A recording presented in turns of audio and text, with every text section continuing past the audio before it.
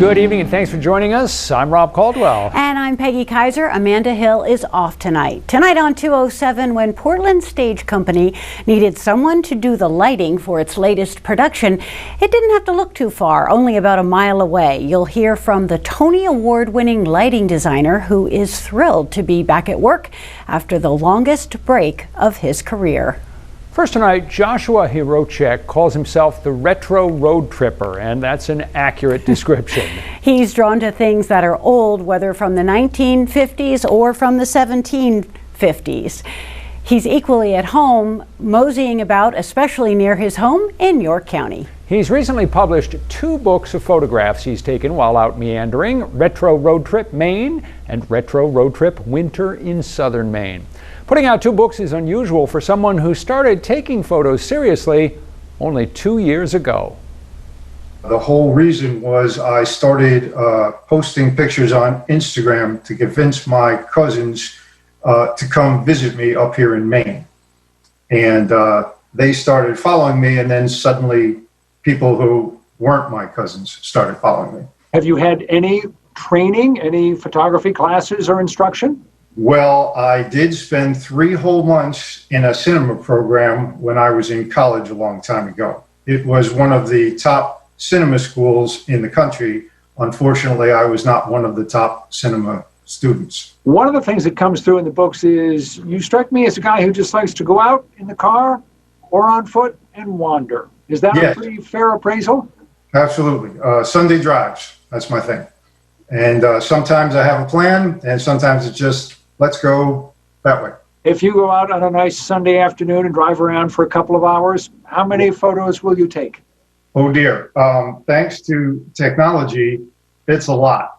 It could be a couple hundred, depending on where I'm at. Also, sometimes I just walk out the front door here in Kennebunk, and there's plenty of stuff there too.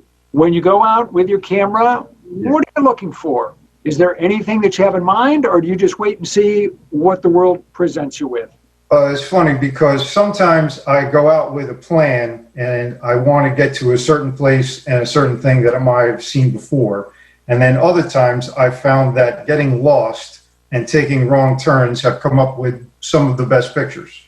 So, you know, it's a little bit of both, and I've been smart enough to be open to things when they happen.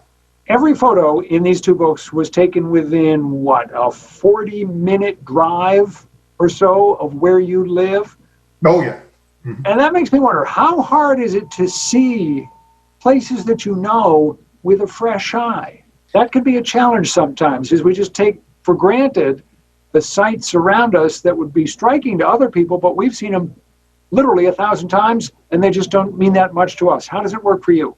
That's exactly how it worked. I didn't notice it until I started taking pictures and trying to convince my cousins how beautiful Maine was. And then I said, wow, you know, this is great. And so it got me to dig a little deeper into the history of Maine, the history of New England, and also it has made me appreciate more how special, you know, Maine is and how fortunate we are to live here. And I want to share that. You're not trying to present yourself as a master of photography. You're a guy who does it with enthusiasm and who has fun with it, and put the photos together in a couple of books. What has been the response from the people who've seen the books?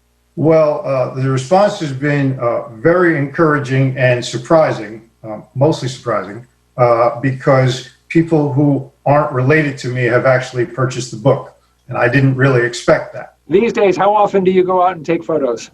Every day.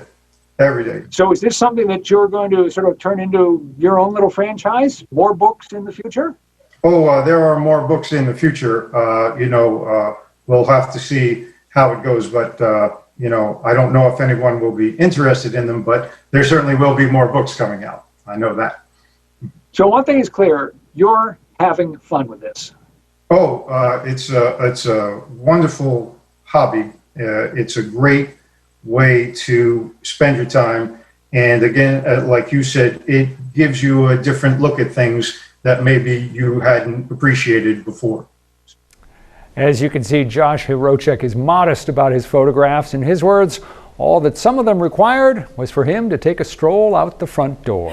I love the fact that he's seeing what's right around him with fresh eyes. We're all our worlds are pretty small these days as we don't go a lot of places. So that's lovely advice. Yeah. Again, the names of his books are Retro Road Trip Maine and Retro Road Trip Winter in Southern Maine. For more information about them, we'll be at our website on newcentermaine.com/207. And coming right up, how do you capture through lighting the many moods of Charles Dickens' A Christmas Carol? Meet the man who did it at Portland Stage Company and who's also created magic on Broadway and in London and around the world. That's next on 207.